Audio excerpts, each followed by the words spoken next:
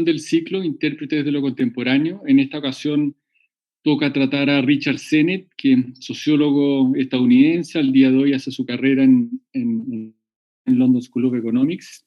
Lleva décadas tratando temas en torno a nuevos modos de trabajar, de habitar, de consumir, de ejercer la política y construir, y también de construir. Sennett es un pensador consolidado, vivo y conocido, con un estilo bastante personal.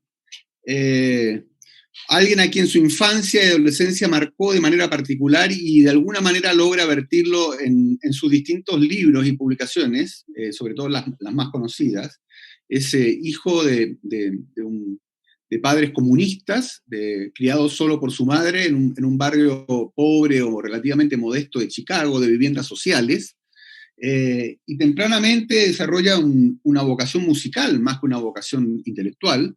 Se va a los 18 años aceptado para estudiar una carrera musical en el Observatorio de Juilliard en Nueva York, que es muy prestigioso, pero tiene un problema en las manos con los tendones y una cirugía muy mal hecha que lo obligan a desertar, ¿ya? En una especie de trauma inicial.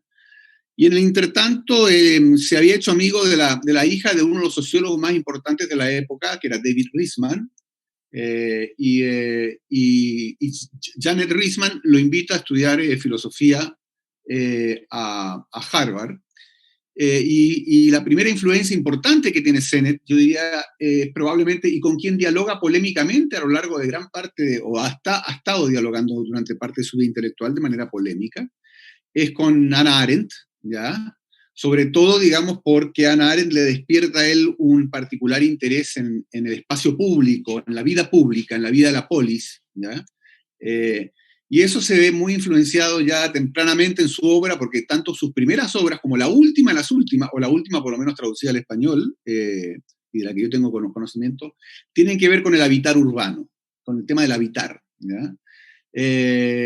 Pero a la vez que parte con este interés por el espacio público, ese interés se va extendiendo a otros dominios de la vida colectiva, primero y de manera reiterativa, recurrente a lo largo de su obra, el mundo del trabajo, y de la organización del trabajo y de la vida dentro del trabajo, no solo el trabajo como actividad per se, un interés particular y crítico del capitalismo, sobre todo lo que él llama el nuevo capitalismo o el capitalismo flexible, que nosotros podríamos llamarlo también el capitalismo tardío en el campo cultural, ¿ya? Y el capitalismo flexible en el campo económico, productivo, y él intenta un puente además entre el campo cultural y el campo productivo. Tiene un especial interés en la praxis, en la acción humana. Hay una cierta herencia marxista o materialista más bien, aunque él se considera un hijo del pragmatismo como filosofía, a eso voy a volver en algún momento. Tiene también un interés en las ciudades modernas y los cambios que suscitan, un interés particular en la política, pero sobre todo en la vida colectiva como negociación y procesamiento de conflictos y diferencia.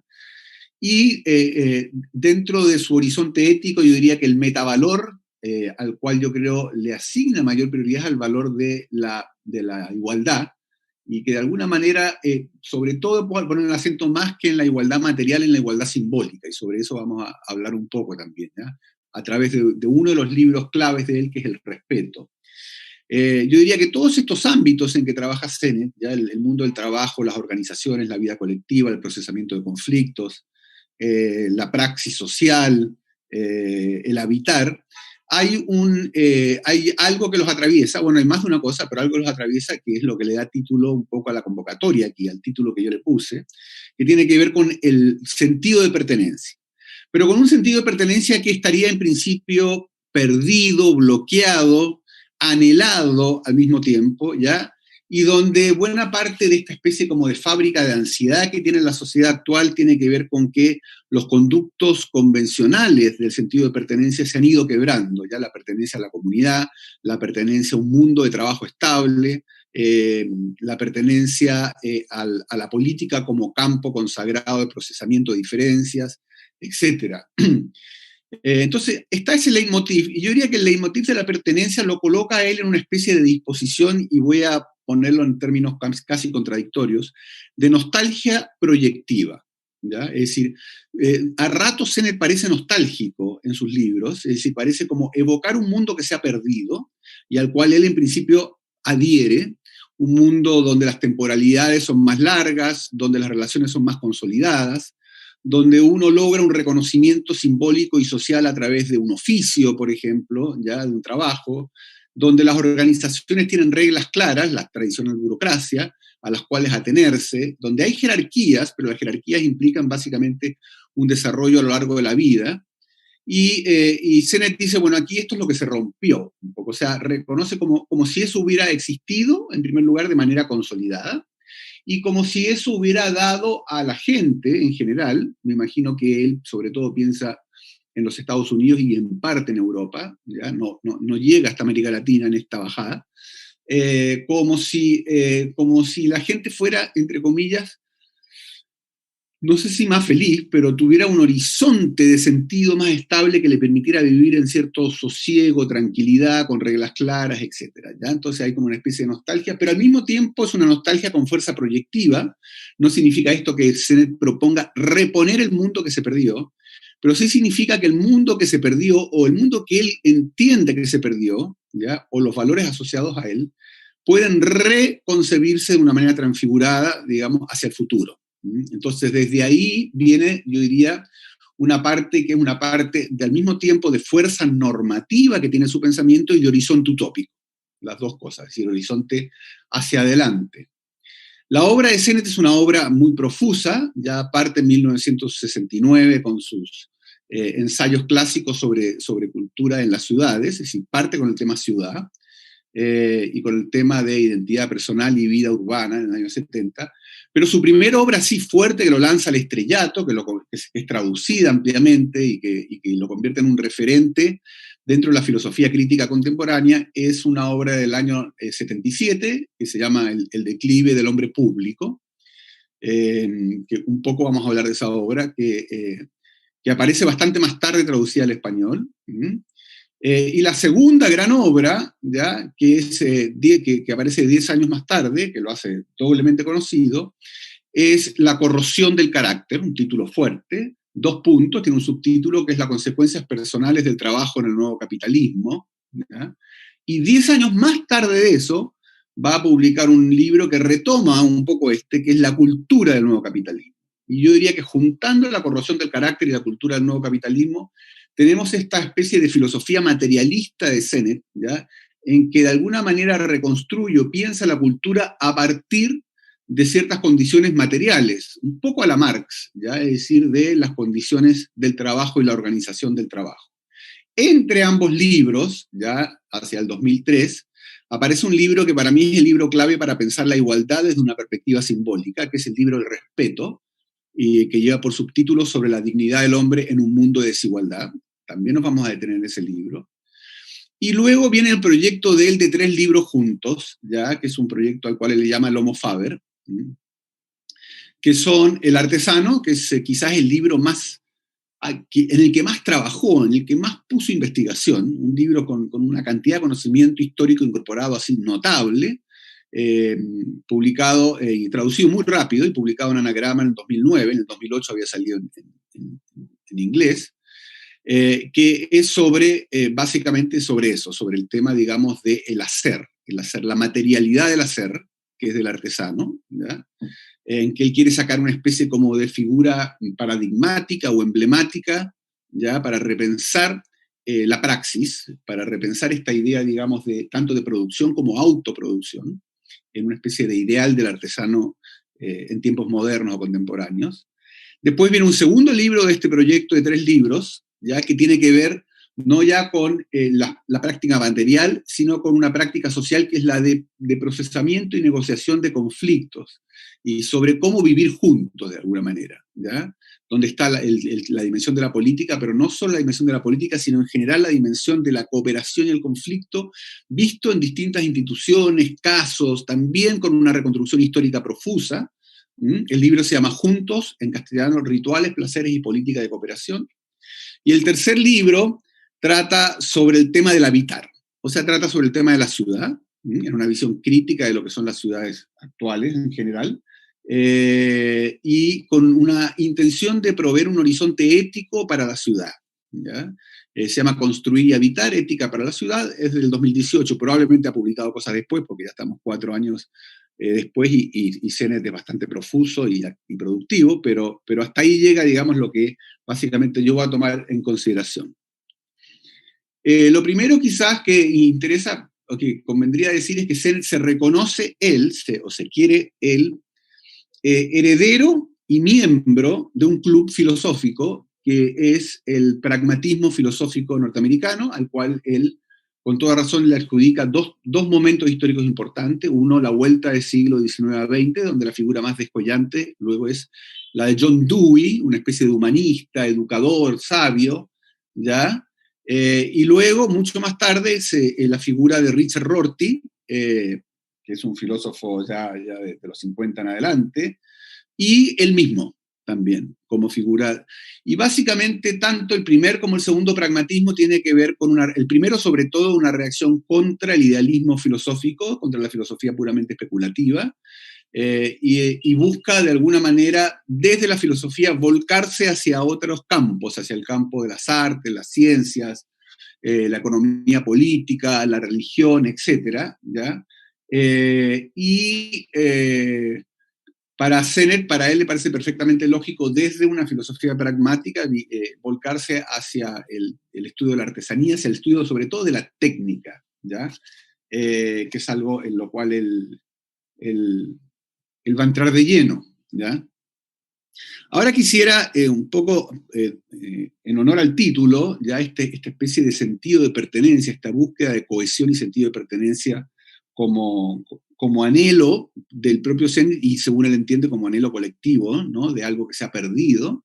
Uno podría desde ahí recorrer la obra de CENET y partir con la primera obra importante, o la primera obra que lo hizo célebre, que es la obra de El declive del hombre público. En El declive del hombre público, él estudia incluso desde el siglo XIX, es decir, la emergencia del primer capitalismo, cómo la ciudad va adquiriendo una configuración, ¿ya?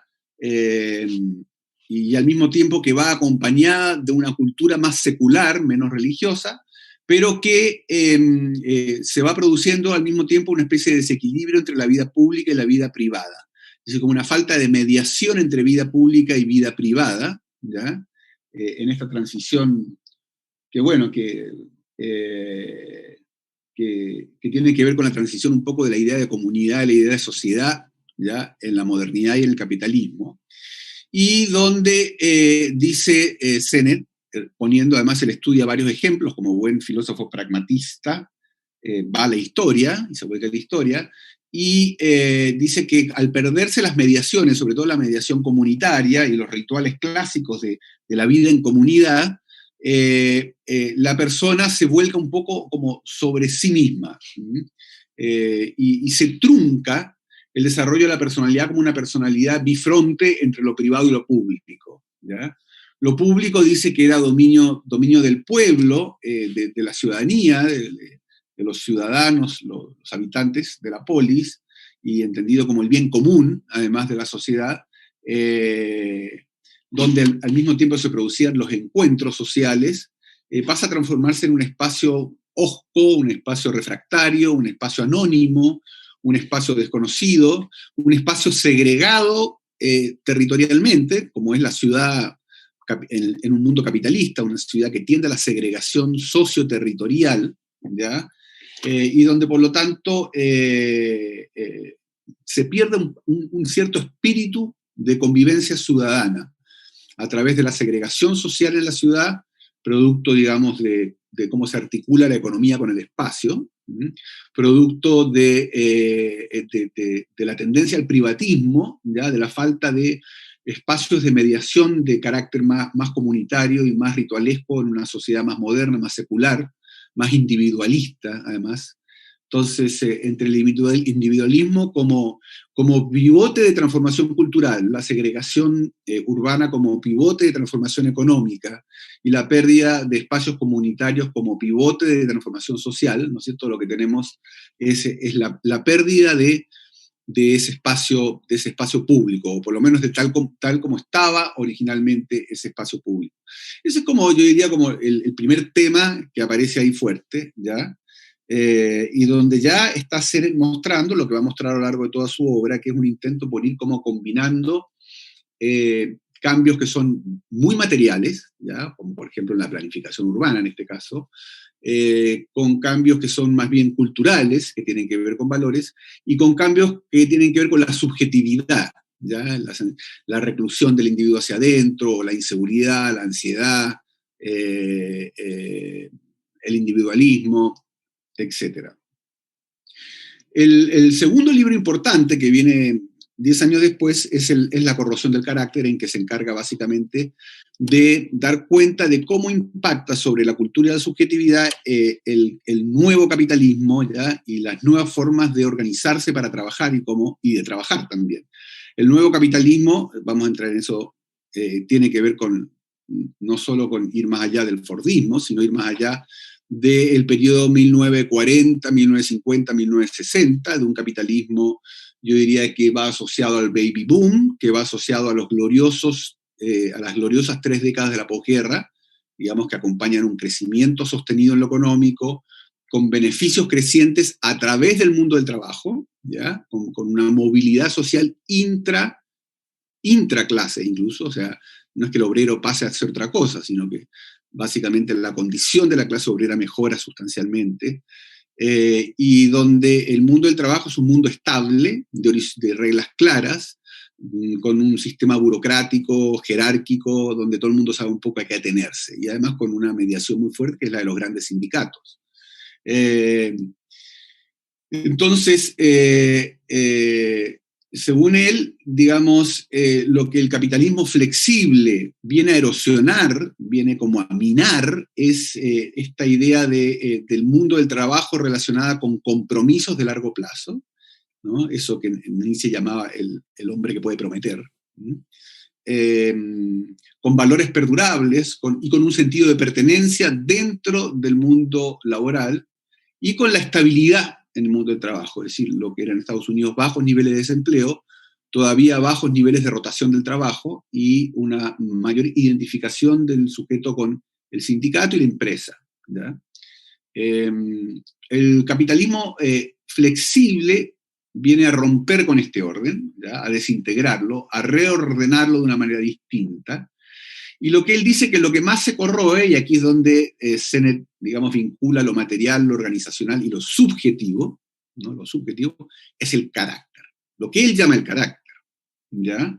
Para él el carácter no es la personalidad, no es como decir una persona de carácter como la firmeza del espíritu, sino el carácter es como una especie de bisagra que articula lo individual y lo colectivo. Es decir, cómo yo, desde mi propia individualidad, me relaciono con otros, ¿ya?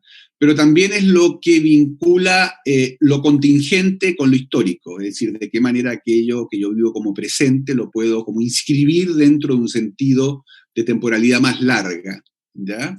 Lo cotidiano, por eso, con lo que da sentido. Cómo se articulan los deseos personales con los valores éticos. Cómo se articula la convicción con la práctica, cómo se combina el deseo de autorrealización con el anhelo de pertenencia. Entonces, al ver estos juegos, digamos, lo que estamos viendo un poco es lo que la posmodernidad o el capitalismo flexible, en este caso, va rompiendo, va separando, ¿ya? O sea que para Sennett, básicamente, desde la corrosión del carácter y el capitalismo flexible, de alguna manera como lo individual y lo colectivo se separan, lo contingente con lo histórico se separan, lo cotidiano con los horizontes de sentido se separan, la autorrealización individual con el sentido de pertenencia también se separan, ¿ya? Se convierten en dicotómicos más que en complementarios o articulados. Y probablemente yo diría que ese es como el núcleo del pensamiento de Sennett, ¿ya? Es ir viendo en distintos campos de las prácticas sociales, de la materialidad social, estas como disonancias en lugar de articulaciones, ¿ya? Del mundo posmoderno o de capitalismo flexible, o como quiera uno llamarlo.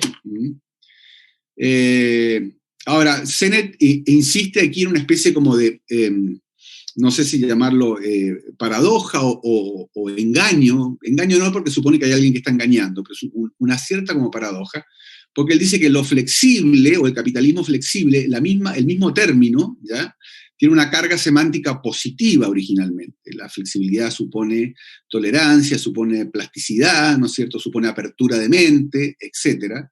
Pero él dice que esta historia no muy afortunada, es la historia de cómo lo flexible, que es un valor positivo, que contrasta con las rigideces de una rutina monótona, compartimentada, repetitiva, restringida, rígida. Pensemos sobre todo en el capitalismo, en el sistema productivo del taylorismo y del fordismo, ¿no? Es decir, de la fábrica más de la segunda revolución industrial, de principios de las primeras décadas del siglo XX. Entonces lo flexible se presenta un poco como, básicamente, esta idea de, bueno, una cierta promesa liberadora de esto que parecía un corsé, ¿ya?, de la vida laboral. Pero, dice Sennett, se va convirtiendo en un valor crítico, en un valor negativo, que va creando nuevas estructuras de poder y de control en lugar de crear condiciones de liberación. Si el capitalismo flexible, claro, uno diría, más flexible supone más libertad, más movilidad, hay una cierta como que se reaviva una promesa o un ideal emancipatorio intracapitalismo, ¿ya? Y un poco los paladines, los voceros, ¿ya?, los profetas del capitalismo flexible, que lo defienden en un sentido apologético, eso es lo que básicamente tratan como de difundir como idea, ¿ya?, de que esto es una promesa libertaria, ¿no?, la nueva forma del capitalismo flexible.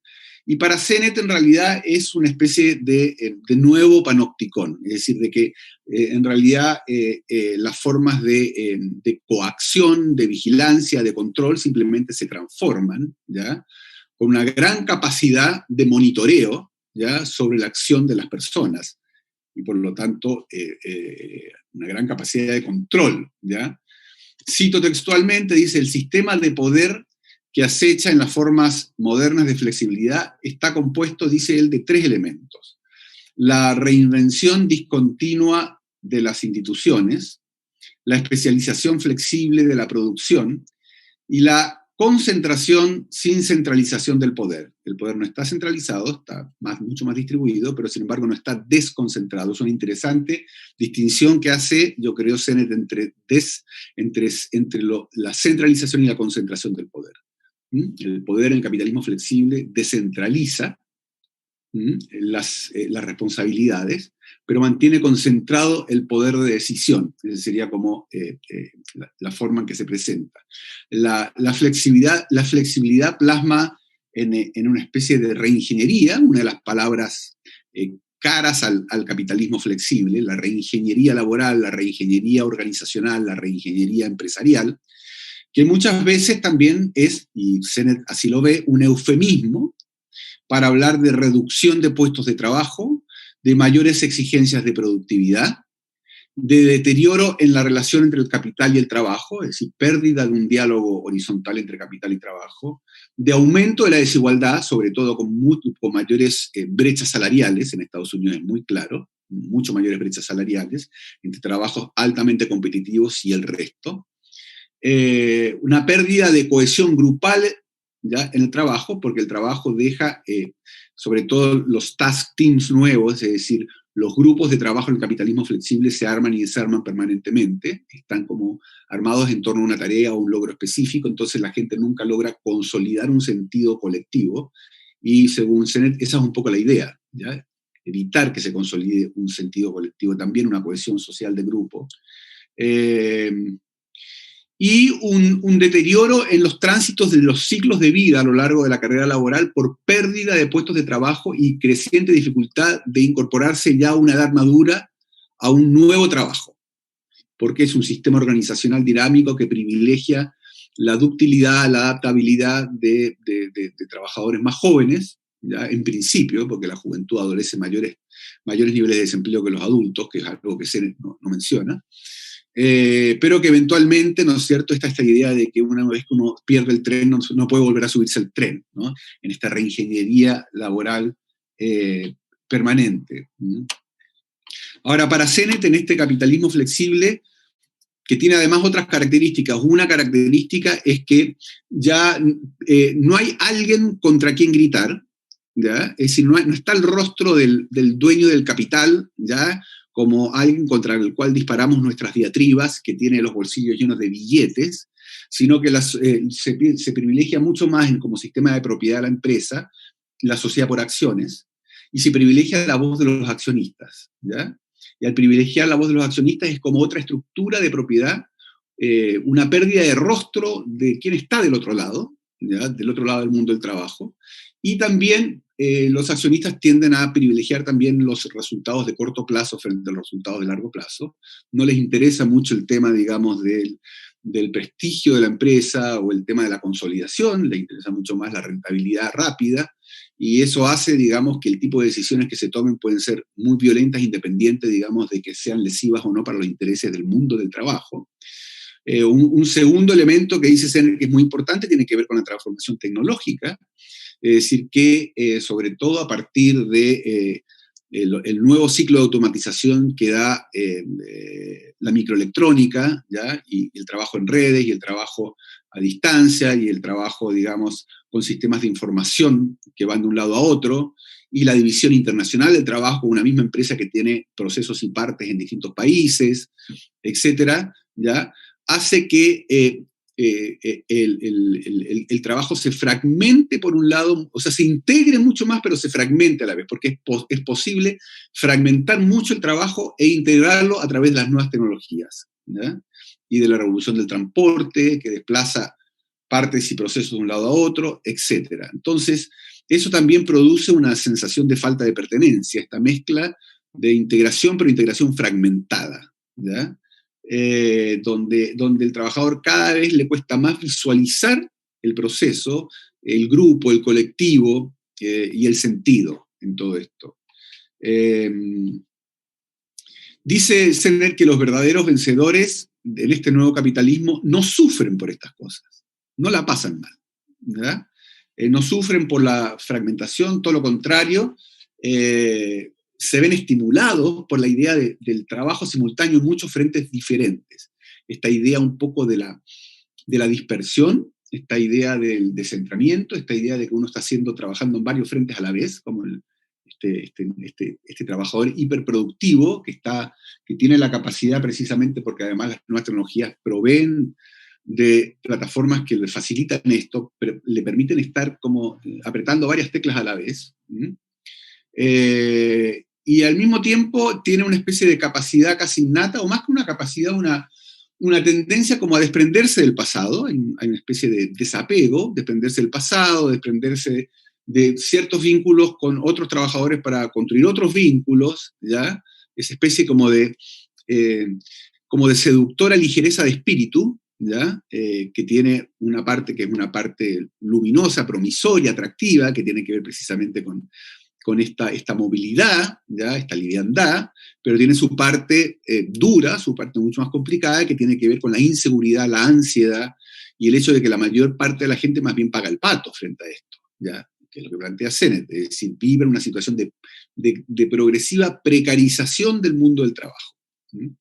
Es decir, y eso, bueno, eso se ha visto mucho, que las reformas organizacionales, como es, por ejemplo, como la tuvimos nosotros, la ley laboral antes que nadie, ¿ya?, la flexibilización laboral, muchas veces, dirá Zener, como dicen otros, es un eufemismo para hablar de precarización, ¿ya?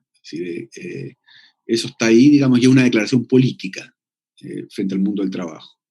Pero las personas que se sienten cómodas con el nuevo capitalismo es gente desprendida, digamos, que flota bien en un mundo fragmentado, y que esos son sus rasgos de carácter. Ahí está de nuevo el tema del carácter. Y en esta especie como de coyuntura dicotómica, en que por un lado están los ganadores y por otro los perdedores, ¿ya?, en el capitalismo flexible, hay del lado de los ganadores una mitificación del riesgo. O sea, el riesgo es bien visto, arriesgar, ¿ya?, esta especie de espíritu temerario, lanzado, ¿ya?, arrojado, es bien visto, y por otro lado hay una especie de fobia al riesgo, porque el trabajo se hace más precario, más incierto, ¿ya?, y es cada vez más difícil reinsertarse después de salir expulsado del mundo del trabajo, y por lo tanto hay una fobia al riesgo que también se hace bastante ubicuo. Y cito textual, dice ahí Sennett, la teoría es que asumir riesgos rejuvenece y las energías se recargan sin cesar. La cultura moderna del riesgo, dice, se caracteriza porque no moverse es sinónimo de fracaso y la estabilidad parece casi una muerte en vida. Por lo tanto, el destino importa menos que el acto de partir. Está buena esa frase, ¿eh? Quedarse quieto equivale a quedar fuera del juego. Esa es como la visión de los vencedores, ¿ya? Y estos vencedores que además exaltan el trabajo en equipo, dice, bueno, nuestras propuestas de trabajo flexible, en vez de un trabajo que cada uno tiene una especie de actividad estanca, individual, ¿ya? Se trabaja en equipo, pero dice Sennett esto, el trabajo en equipo es una cierta ficción. No es que sea una ficción, sino, y aquí entra un concepto que Sennett va a machacar, ¿ya? Que es el concepto de temporalidades. Para Sennett, el sentido solamente y la pertenencia lo puede producir una temporalidad larga. Y el trabajo en equipo, en el capitalismo flexible, son trabajos de tiempos cortos, donde no hay suficiente tiempo para asentar, para afincar vínculos perdurables y plenos o dotados de sentido, ¿ya? Entonces, frente a esto va emergiendo, esto me hace acordar un poco el informe de desarrollo humano, las paradojas de la modernización que salió en Chile en el año 98, un anhelo de comunidad, un anhelo del nosotros frente a este capitalismo flexible, frente a, digamos, ante la precarización, la sensación de riesgo que produce ansiedad, de ser descartable, ¿ya? De ser prescindible, se fortalece como contrapartida y defensivamente un anhelo de un nosotros común, de una comunidad. Y dice, Sennett, una de las consecuencias no deliberadas del capitalismo moderno es que ha reforzado el valor del lugar y ha despertado un deseo de comunidad. Las incertidumbres de la flexibilidad, la ausencia de confianza y compromiso con raíces profundas, la superficialidad del trabajo en equipo y más que nada el fantasma de no conseguir hacer nada de uno mismo en el mundo. Está ahí el tema de la pertenencia, ¿no? Y quedar afuera, quedar afuera. Y por otro lado, digamos, otro de los fenómenos del capitalismo flexible y del tipo de sujeto que este capitalismo construye como tipo ideal, ¿ya? Está el repudio a la dependencia, ¿ya? Que esto ya es muy fuerte con cuando se empiezan a desmontar los estados de bienestar en algunas partes, como el caso del thatcherismo en Inglaterra o el reaganismo en Estados Unidos, ¿no? Esta idea de pasar del welfare al workfare, o sea, no el welfare, digamos, el bienestar o el bienestarismo supone como legitimar la dependencia, ¿no? Frente a una sociedad del trabajo y de la autonomía, ¿ya? Donde cada uno logra construir su propia vida. Entonces ahí la dependencia pasa a ser un valor mal visto, ¿ya? Pasa a tener mala prensa. Y dice Sennett en el libro, todos los dogmas del nuevo orden tratan la dependencia como una condición vergonzosa, ¿ya? Y aquí entra el tema de la subjetividad, como una vergüenza, como una culpa. El ataque a la rígida jerarquía burocrática, cito todavía, tiende a liberar estructuralmente a la gente de la dependencia. Y se supone que arriesgarse es estimular la autoafirmación más que someterse a lo que viene dado. Ninguno de estos repudios de la dependencia como algo vergonzoso promueve vínculos fuertes que ayuden a compartir. Ahí está Sennett como claramente reflejado lo que es él, ¿ya?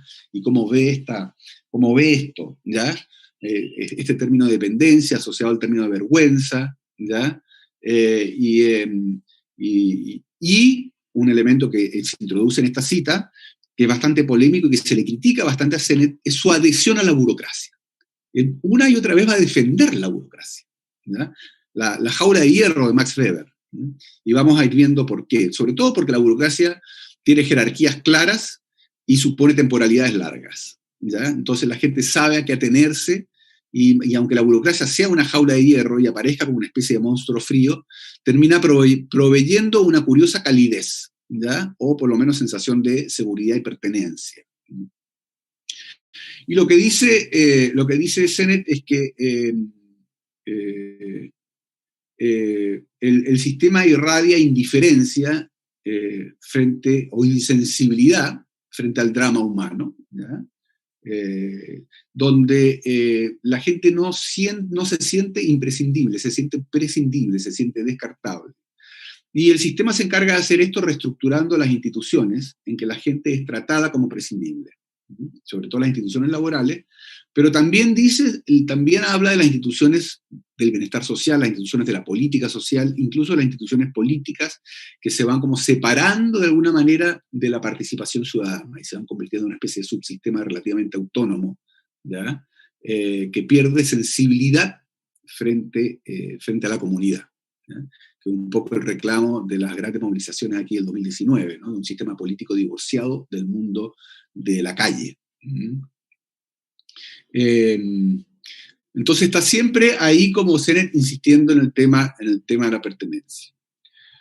Luego quiero tocar el tema de la igualdad y el lugar del respeto en otro de los libros claves de Sennett, ¿ya? Que es el libro que lleva por nombre precisamente El respeto, que fue publicado 20 años después de La corrosión del carácter. Y en el libro del respeto,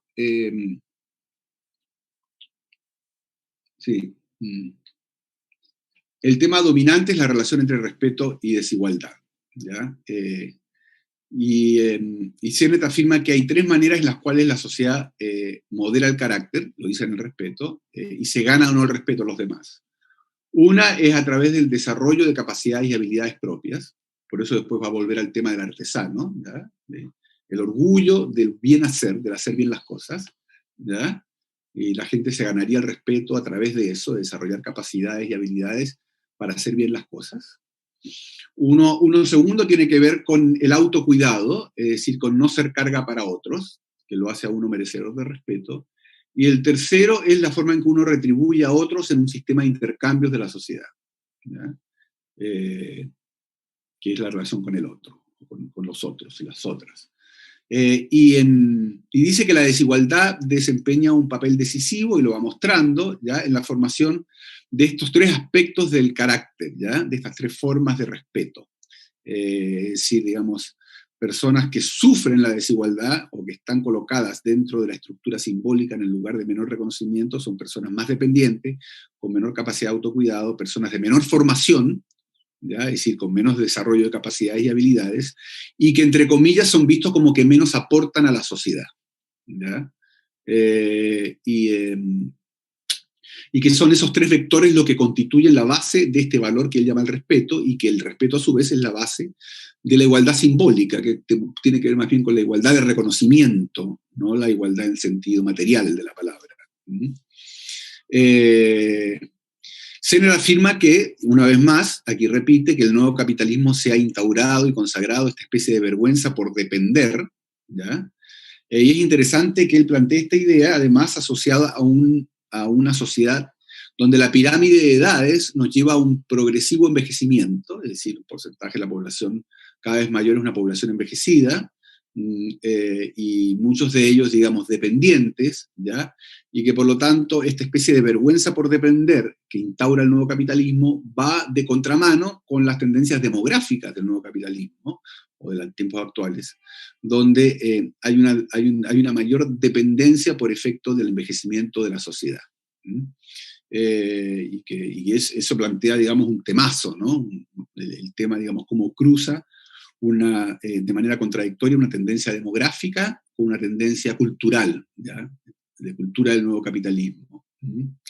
Dice textualmente en el respeto, cito, en el ámbito público la dependencia se muestra como vergüenza. Es lo que ocurre sobre todo en el caso de los reformadores del sistema de protección social, ¿ya? De qué manera, sobre todo en el así llamado neoliberalismo, ¿ya? Los sistemas de protección social, digamos, se van adelgazando o van cambiando su orientación.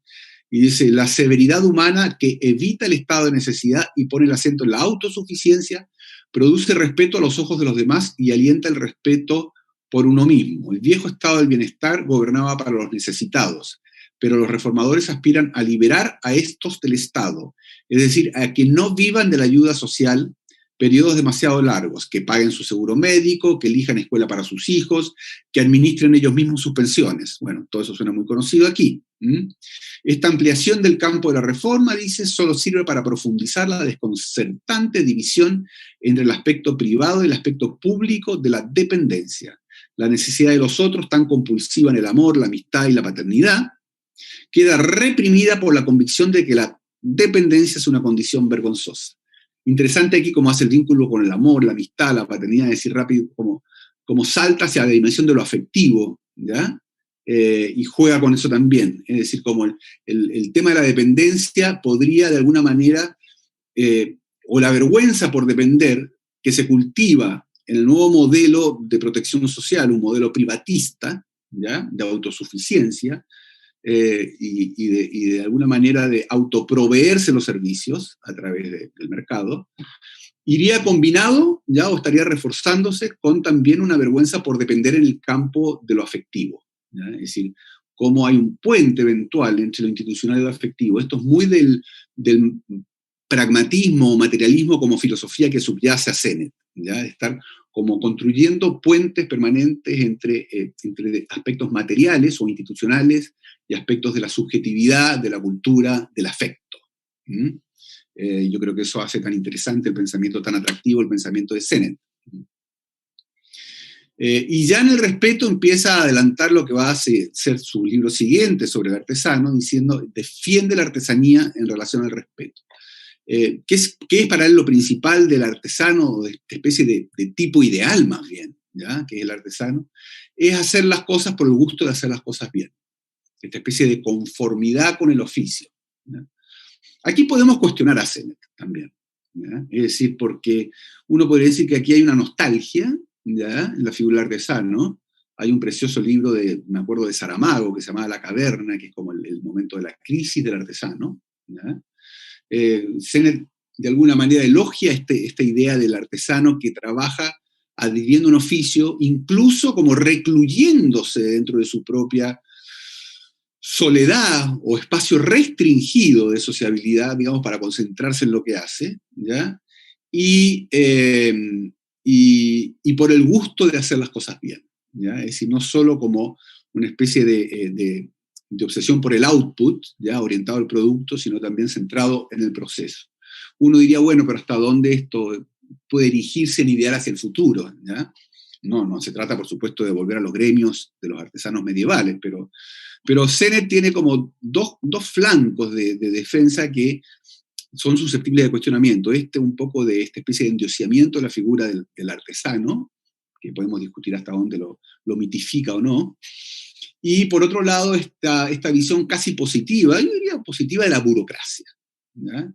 De la burocracia como estructura jerárquica de temporalidades largas y roles claros, ¿ya? Bueno, entonces él defiende el artesano y la ética del artesano de hacer las cosas bien versus el nuevo modelo del trabajo, ¿ya? No solo es el hacer las cosas bien, sino es la relación con lo sensible. A Sennett le gusta mucho esto de la materialidad de las cosas, ¿ya? Que se puedan tocar, con lo que es sostenible en el tiempo, con lo que perdura en el tiempo, el acento en esto que es el artesano, digamos, que tiene un orgullo por tener un oficio que le dura toda la vida, ¿ya? Y que tiene algo de nostálgico y de normativo. Yo le llamo una especie de nostalgia proyectiva, en el caso de Sennett. Y cito textual en el respeto, dice, lo mejor que soy capaz de imaginar para proteger los males de la comparación denigrante en un nuevo capitalismo entre perdedores y ganadores, es la experiencia de la habilidad que he llamado artesanía, el oficio. Es cierto, puede no eliminar la comparación denigrante, dice Sennett, con el trabajo ajeno, pero vuelve a centrar las energías de una persona en la realización de un acto bueno en sí mismo y por sí mismo. El artesano puede sostener el respeto por sí mismo en un mundo desigual, ¿ya? Y eso es lo que, por eso también incluso dice, al barrendero, y aquí esto ya empieza a ser un poco cuestionable, ¿eh? Dice, el trabajo mismo proporciona claves objetivas para sentirse uno mismo valioso. Y aquí, al barrendero le gusta la calle limpia. ¿Será? No sé, ¿ya? Pero eso es lo que plantea. Al barrendero le gusta la calle limpia. A la agente de aduana le gusta detectar la droga con sus perros, ¿ya? La utilidad debe tener un valor inherente, un foco de objetivo específico que da satisfacción al trabajador. así como para muchos de nosotros son deprimentes, para muchos trabajadores del servicio público, los problemas de la protección son desafíos estimulantes. Ahí ya, ¿no? Lo podemos discutir, ¿ya? Hasta dónde el mero hecho de hacer las cosas bien, independiente de si el trabajo es rutinario o no, es feo, es bonito, es creativo o no es creativo, ¿ya? Me parece que es como centrarlo, o como hay una especie de hipostasiar o reconcentrar demasiado en esa dignidad del trabajo bien hecho, digamos, toda la autoestima y la autorrealización de la persona, o por lo menos la autoestima. Y después viene también en el libro El Respeto la defensa de la burocracia, ya aparece ahí también. Y en la defensa de la burocracia, él cita a un autor que es Albert Hirschman, y dice: Albert Hirschman ve en las instituciones una relación triangular entre la lealtad, la voz, que no sé si la voz es una buena traducción, Hirschman le llama voice, ¿ya? Que es ser audible, ¿ya? Y al mismo tiempo ser directo, hablar sin tapujos, ¿ya? Y tener visibilidad, tener voice y tener visibilidad. Y el mutis, que en realidad es Hirschman le llama el exit, el salirse, ¿ya? Retirarse del compromiso, así como también abandonar físicamente la estructura, ¿ya? Entonces es básicamente un tema de lealtad, voz y versus, ¿no? Exit o salida. Y él cree, Hirschman, pero también Sennett sobre todo, que una permanencia prolongada en una estructura burocrática piramidal estimula una correlación entre lealtad y voz, ¿ya? Son como, entre ellos se van retroalimentando, ¿ya? Pero hay autores que consideran que esto es más bien como una especie de cárcel, ¿ya? Tal como Weber hablaba de la jaula de hierro, como el caso de Goffman, y de alguna manera en su trabajo sobre las instituciones y sus disciplinamientos, el caso de Foucault, ¿ya? Que más bien, o Deleuze, que habla de líneas de fuga, ¿ya? O sea, más bien Foucault habla de resistencias, pero que tiene más que ver con el exit de Hirschman que con la voz o la lealtad. En cambio, para Sennett hay una visión positiva de la burocracia que aparece también con mucha claridad en otro de los libros que vemos ahora, que se llama La cultura del nuevo capitalismo. En la cultura del nuevo capitalismo, él habla de la importancia de la jaula de hierro porque permite horizontes largos de tiempo de interacción y que producen sentido, que el nuevo capitalismo rompe, ¿verdad? Socava esta dimensión de temporalidad larga que Sennett tanto defiende.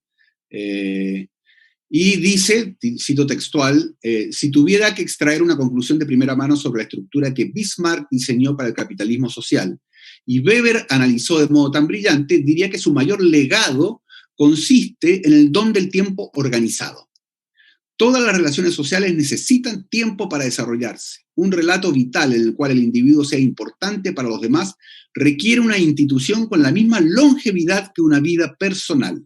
Las jaulas de hierro han enmarcado el tiempo de convivencia con otras personas. Las estructuras burocráticas brindan la ocasión para interpretar el poder, para darle sentido en lo práctico y, por tanto, dan a los individuos el sentido de agentes. Un poco a contracorrientes de cómo uno piensa de manera un poco maniquea lo que es una burocracia, ¿ya? Sobre todo pensemos en las novelas de Kafka.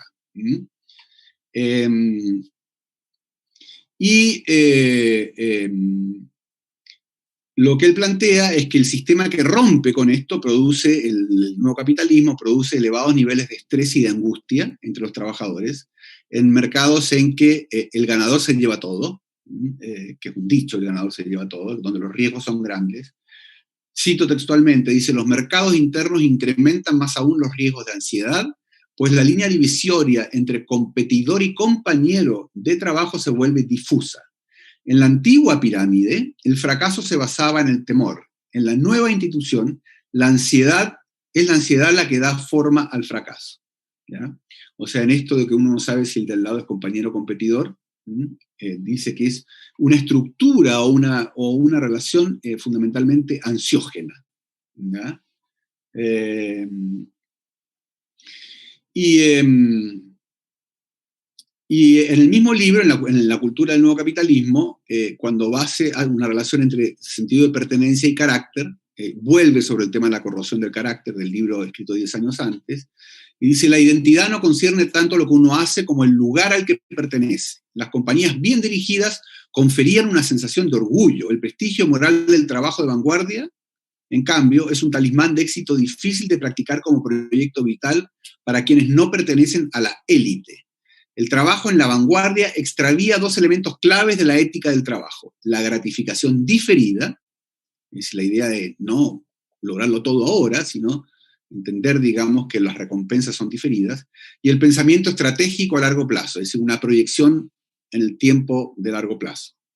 Lo social se ve mermado por estos dos factores, es decir, por esta especie de narcisismo posmoderno que se da en el mundo del trabajo, por los triunfadores, en el campo de los triunfadores, de no querer como esperar para gratificarse, ¿no? La resistencia a la gratificación diferida que aparece en el nuevo capitalismo, la inmediatez de la gratificación como una especie de exigencia que se le hace, ¿no?, a la vida, y que después se empieza a manifestar en todos los campos de la vida, ¿no?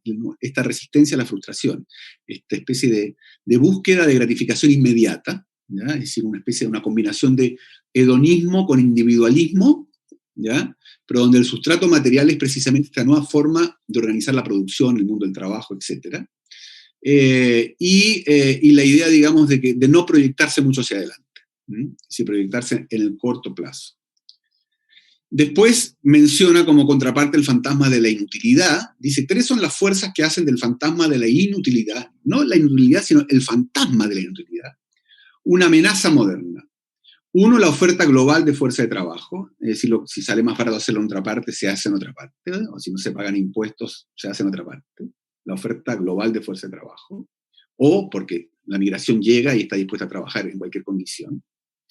2, la automatización, ¿ya? Es decir, la idea de que con la ayuda de las nuevas tecnologías se hace prescindible mucha gente,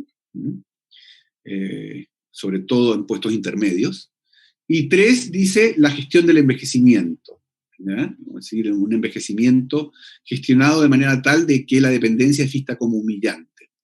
Y ahí dice de que hay como, en esos 3 componentes, ¿ya? Aparece o se entroniza en la subjetividad de la gente este fantasma, ¿ya?, de la inutilidad. La inutilidad vendría a ser sinónimo de quedar afuera, ¿ya? Bien. Ahora, claro, en contraste con todo esto, hay una especie como de ideal que se me plantea, que yo lo encuentro dudoso, ¿ya? Él dice, el compromiso plantea una cuestión más profunda acerca del yo como proceso. El compromiso implica encierro, abstención de posibilidades en aras de la concentración en una sola cosa, ¿no? El oficio, por ejemplo. Dejar pasar oportunidades, no querer ser voraz en esto. La cultura emergente, en cambio, pone especial énfasis en no dejar pasar oportunidades, ¿ya? Es decir, en estar siempre pegando el palo al gato. En lugar del encierro, la nueva cultura aconseja renuncia, cortar lazos a fin de ser libre, en particular los lazos que se han formado con el tiempo. Entonces, hay una cosa como medio un poco binaria o dualista, ¿ya? Como lo malo y lo bueno aquí, un poco en Sennett, que se le escapa, a mi juicio, ¿ya? Y finalmente, bueno, ya me estoy quedando corto de tiempo, por lo que veo, está el proyecto del Homo Faber, que son los 3 últimos libros, ¿ya? Voy a mencionarlos solo en 5 minutos. El primero de ellos es El artesano, ¿ya? El segundo es Juntos, rituales, placeres y políticas de cooperación. El tercero es Construir y habitar, que es el libro sobre la ciudad. Y donde Sennett básicamente dice que él trata, siendo un escritor de mentalidad filosófica, dice él, se interroga por cuestiones muy concretas, tales como la talla en madera, la instrucción militar, los paneles solares. Es decir, se mete como en la cosa práctica, que es la vocación de filósofo pragmatista que tiene, ¿ya? Y detrás del ideal del artesano también no solo está el que hace las cosas por el gusto de hacer las cosas bien y el que está orgulloso de su oficio, sino que es un productor y autoproductor, que además tiene una reflexividad, y aquí él se opone a la idea de Hannah Arendt, que la reflexividad sobre el proceso del trabajo viene después del proceso del trabajo. Sennett dice que no, él como buen materialista dice no, dentro del proceso del trabajo el artesano está permanentemente reflexionando sobre lo que hace, ¿ya? Entonces, es también un autoproductor de sí mismo, ¿ya? En ese sentido. Y después, bueno, después vienen los últimos dos libros, el libro sobre la cooperación, ¿ya? En que habla sobre la cooperación en distintos espacios, ¿ya? El taller, bueno, distintos espacios, como clave la cooperación para construir o reconstruir una especie de tejido social que ha sido desilvanado por el capitalismo tardío y por el nuevo capitalismo, ¿ya? Y que tiene que ver también con el sentimiento de civilidad, ¿ya? Es decir, el sentimiento como de responsabilidad con los otros, ¿m? En reglas compartidas. Y bueno, me quedé corto de tiempo, porque yo creo que tendríamos que dejar un espacio ahora para las intervenciones y los comentarios, pero finalmente en el libro Construir y Habitar, que es el tercer componente de esta trilogía final de Sennett, ¿ya? Sobre el Homo Faber, está la idea, digamos, este tema recurrente en la obra de Sennett, que es el tema de la habitabilidad de la ciudad, del territorio, y que se ubica en una especie de terreno interdisciplinario, como todo lo de Sennett, entre urbanismo, sociología, filosofía y ética. Y hay toda una especie, toda una propuesta de Sennett de situarse en la complejidad de la vida urbana, ¿ya? Pero abrir la ciudad, abrir una ciudad que tiende a la entropía como hacerla más accesible, hacerla más democrática, una ciudad vivible, ¿ya? Bueno, no puedo entrar en más detalle por razones de tiempo, y creo que me parece prudente dejar hasta aquí la parte mía de presentación para dar espacio a preguntas y comentarios. Muchas gracias por la atención. Bueno, muchas gracias, Martín, por ese recorrido por la obra de Sennett, que como vimos tiene varias aristas y responde bien al ánimo del ciclo, que es pensar lo contemporáneo, lo que muchas veces quiere decir, como había mostrado Martín, también pensar los contrastes con algo así como un pasado incluso reciente, creo.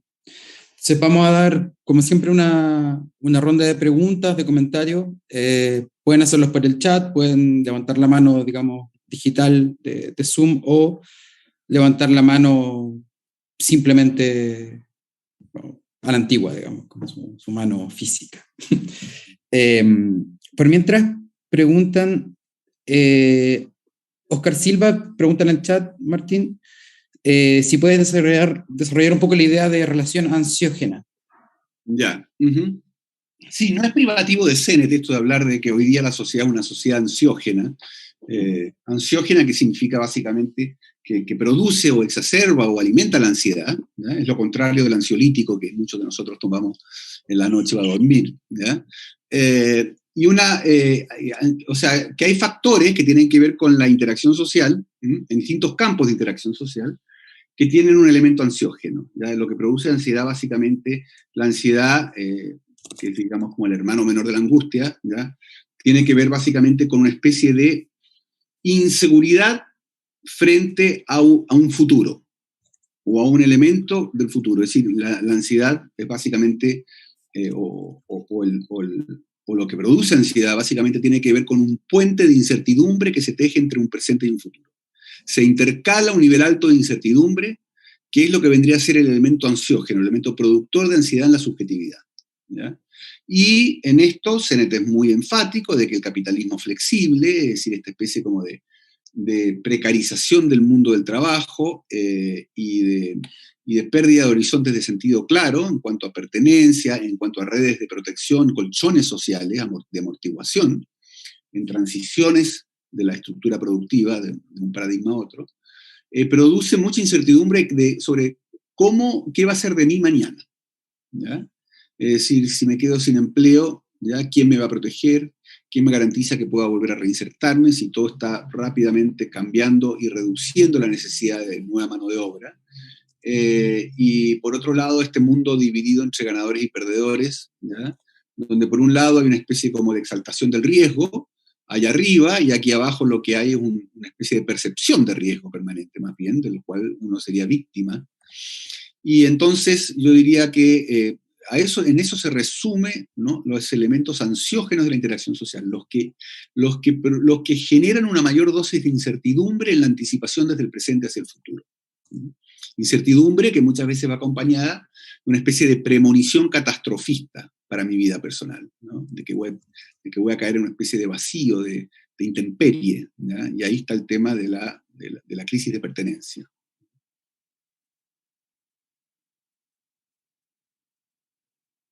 Gracias, Martín.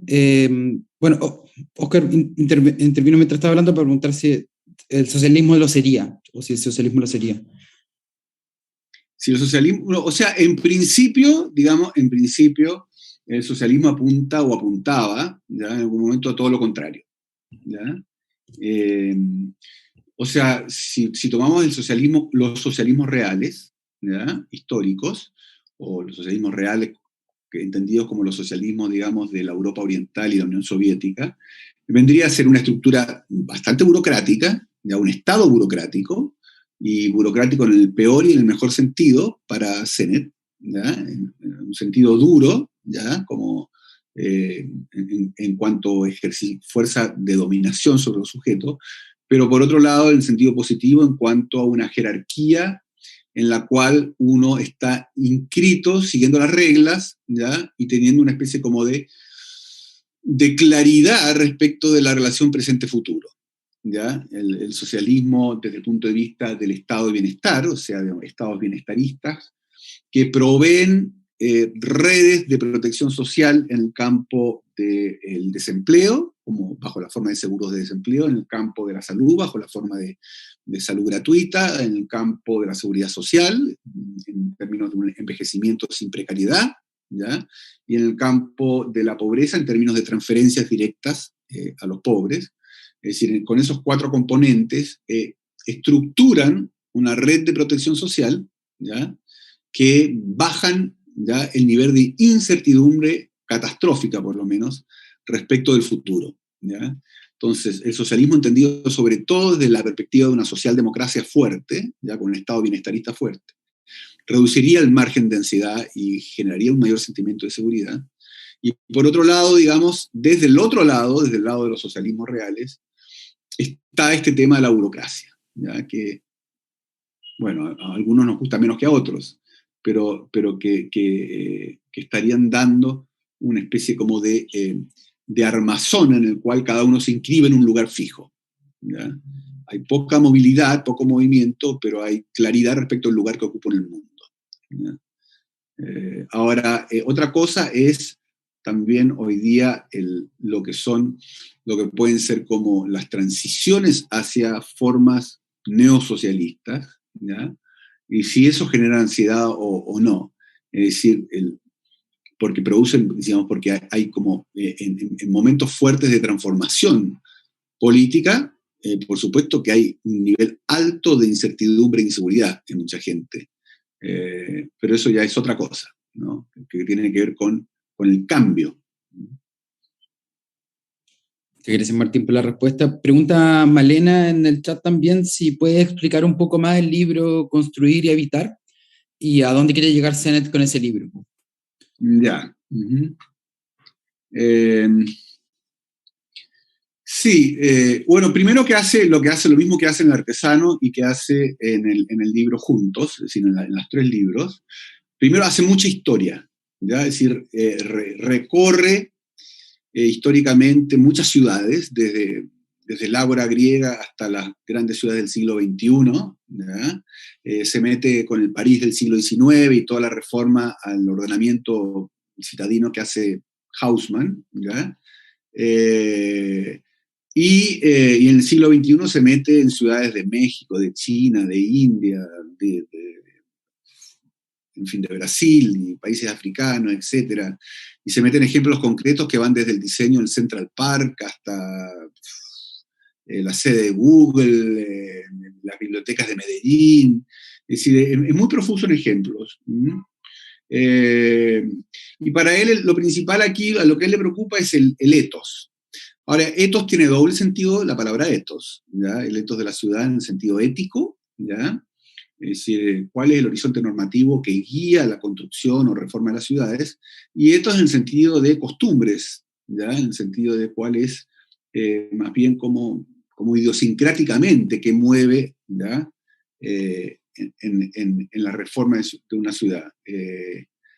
Y lo que él plantea es básicamente como, yo diría, como horizonte ético, la relación entre el habitar y la construcción de la ciudad desde las prácticas urbanistas. Lo que plantea es un proceso participativo, lo que propone, de coproducción entre urbanistas y gente, y ciudadanos, ciudadanas, incluso para llegar a un punto, una especie de horizonte ideal en que la ciudadanía toma el control del proceso de diseño, por supuesto bien asesorada, ¿ya?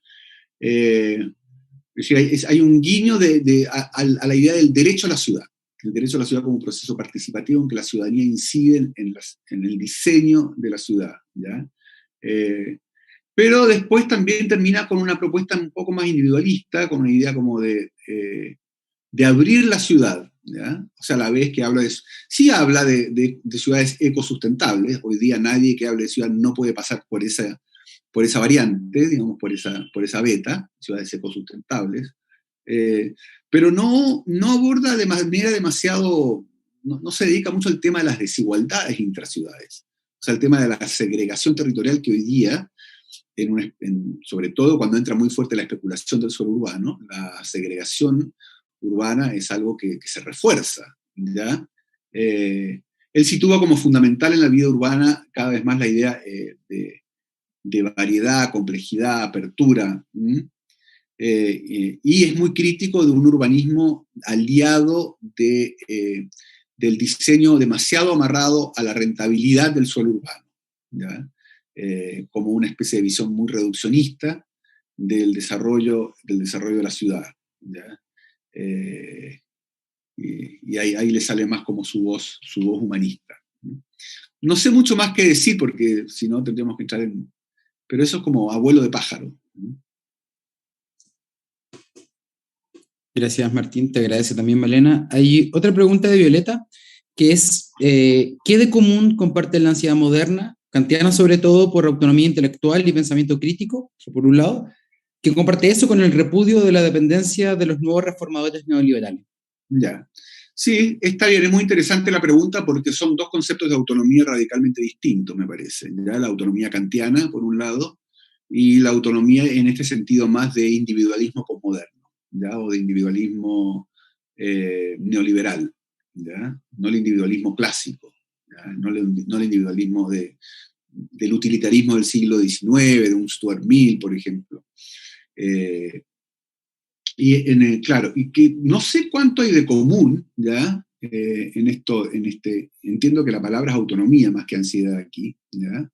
En el caso kantiano, por supuesto, la autonomía tiene que estar asociada a esto de superar la infancia de la humanidad, que la infancia es vivir de acuerdo a la ignorancia, a los mitos, a las religiones, ¿ya? Esta visión del oscurantismo que es superado por las luces, a las cuales, por supuesto, Kant adhiere, ¿ya? A la ilustración, y que entonces la autonomía estaría en ese sentido muy vinculada, ¿ya? Por un lado, en el caso de Kant, a la idea del conocimiento, es decir, un conocimiento cosmopolita del mundo me hace más autónomo porque me hace más adulto, puedo despojarme del prejuicio y actuar con mayor libertad. Eso, grosso modo.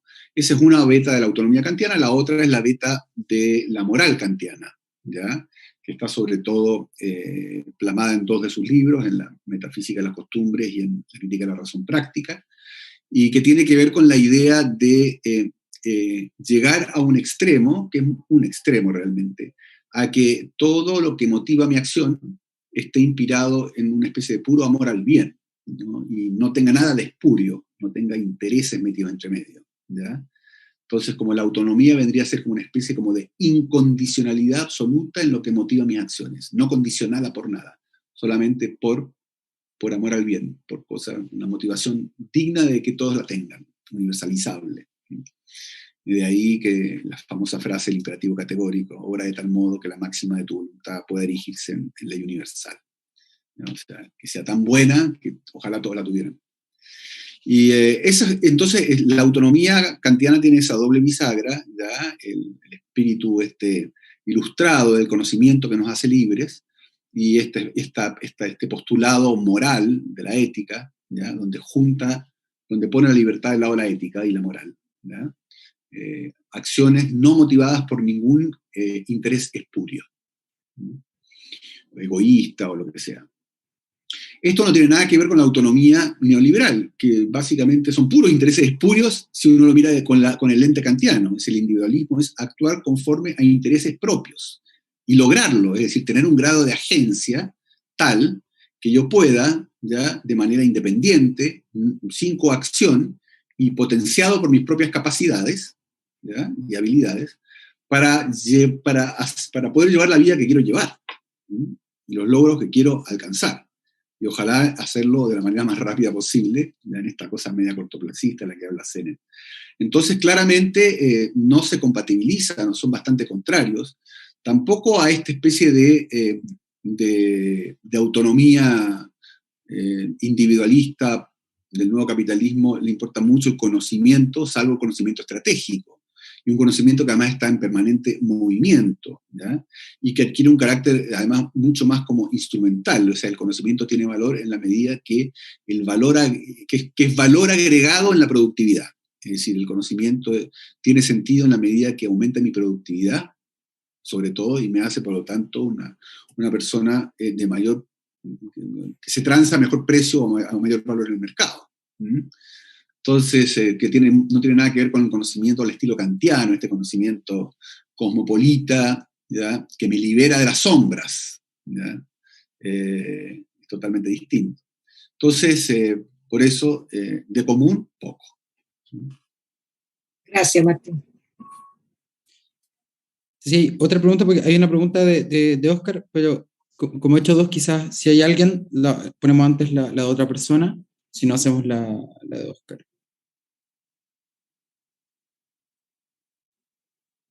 Mira, Malena que hizo una, pero te pregunta con qué libro el autor recomiendas empezar. Yo creo que a lo mejor hay dos alternativas, no hay tres alternativas, ¿ya? O bien dos que son como alternativas entre sí, ¿ya? Que son La corrosión del carácter o La cultura en el nuevo capitalismo, ¿ya? Cualquiera de los dos que tratan básicamente lo mismo con 10 años de diferencia, ¿sí? Sobre el tema, digamos, que ponen junto el tema del carácter con el tema del mundo del trabajo, ¿ya? Sobre todo. Y si no, yo iría con El respeto, ¿sí? Que es un libro donde se ve sobre todo al Sennett preocupado por el tema de la desigualdad y del reconocimiento simbólico. El respeto tiene una gracia, que es un libro que parte con la propia experiencia de Sennett. A Sennett le encanta hablar de sí mismo también, ¿eh? No tiene empacho en ese sentido, vergüenza de ponerse. Entonces habla de su infancia, de dónde vivía, de cómo eran las cosas y de cómo dejaron de ser. Y también tiene Sennett otra cosa que yo no mencioné, que para muchos es una virtud, y yo no tengo claro todavía si es una virtud o no, ¿ya? Pero es una especie de etnógrafo, ¿ya? Un etnógrafo autoformado casi en etnografía, porque usa mucho las historias de vida. Y con historias de vida muy particulares y muy concretas se pega luego el salto hacia el cambio sistémico, ¿ya? Entonces, claro, uno diría, acá hay una especie como de problema metodológico, de cómo puede uno ser tan inductivo, como desde una casuística tan particular de una historia de vida, decir, todo cambió, ¿ya? Pero yo creo que lo hace bien, es como juega bajando desde una visión estructural hacia dramas personales y subiendo de dramas personales hacia una visión estructural, ¿ya? En El respeto lo hace mucho, en todo caso. Gracias, Martín. Pasamos... está Elizabeth. Ya. Hola, buenas noches, Martín. ¿Cómo estás? Hola, ¿qué tal? Gracias. Bueno, me pareció bien holístico este filósofo, pensador, y quería como tratar de, no sé si justificarlo podría ser, sobre algunos conceptos que me parece que usted los pone así como en ambigüedad. Entre esto del artesano, bueno, tengo entendido que arte significa técnica. Entonces yo creo que eso es lo que trata de mostrar él, que no es que una persona tome un tronco y toda la vida va a hacer monos de madera. Yo creo que tiene que ver con la técnica que utiliza en el trabajo de estos tiempos. Por ejemplo, un técnico en enfermería. Hay toda una técnica para poner una inyección. La gente atribuye las manos, como cuando dicen tiene las manos blanditas, las manos suavecitas, no sé. No es la mano suave. Hay una técnica detrás de ese pinchazo, si dolió, si dejó algún moretón. Entonces, yo creo que a eso se refiere él con la técnica. El arte, como lo atribuimos siempre el arte a todo esto que tiene que ver con la artesanía, hacer aguito, trabajar en madera, en materias primas. Bueno, nuestro cuerpo también es una materia. Entonces ahí estaría el médico, el pedagogo y todas estas artes que trabajan con el cuerpo y que transforman un cuerpo también. Porque sí, una mala operación te deja mal para todos los días de tu vida. Entonces, eso, con respecto a lo otro, era sobre lo mismo, la técnica y la burocracia, un empleado público. Pucha, me voy a poner igual que así como hablar de experiencias mías. Entonces, yo tengo como conocidos que, por ejemplo, en una municipalidad empezaron con cierta técnica, pero luego se dieron cuenta que son buenos para otra cosa y se capacitan e intentan pasar de un departamento a otro. O sea, no terminan ahí estancados, sino que van movilizándose hacia trabajar con personas, porque el servicio público y la burocracia, si hay algo que se le puede dar como positivo, es que trabaja con personas y que hay personas ahí que quieren atender al público y que para solucionar los problemas, porque burocracia es como eso, el poder del aparato público individualizado en una persona. Por ejemplo, si voy al registro civil, va a depender de cómo me atiende esa persona, de cómo yo salga. Y ahí está como la autorrealización. O sea, un trabajador que tiene ansiedad, que me encantó mucho esto porque realmente es como holístico, muestra todo. O sea, un trabajador que llega mal con ansiedad, no durmió toda la noche, no va a estar, o sea, y no estoy haciendo un juicio de valor, no va a estar preparado para atender bien a, no sé, 120 personas que vienen a sacar todo un certificado de nacimiento. Entonces, eso va a generar una cadena de que va a sacar mal el certificado, esa otra persona se va a ir con mala atención, esa persona va a ir comentando esa mala atención y esto es una cadena. Así que, y algo más tenía con el pragmatismo, pero ya se me olvidó. Ya, era eso. Ya, sí, gracias Elizabeth. En realidad yo creo muy valiosos tus comentarios y aclaraciones sobre el sentido más amplio de la técnica, que yo creo que está en CENET, evidente, por cierto. ¿Ya? Yo creo que lo que le interesa a CENET, básicamente, o sea, en esta idea del artesano y la técnica, ¿ya? Que en un momento sí lo amplía, efectivamente, que no es solamente, pero sí hay un sesgo, yo creo, con la materialidad. ¿Ya? Ahora, la materialidad a lo mejor no significa solamente, digamos, que una persona está bregando con un objeto natural para transformarlo en un bien humanizado, ¿ya? Es decir, con la tradicional idea del artesano, ¿ya? Que transforma un objeto material de la naturaleza en un objeto útil de la sociedad, ¿ya?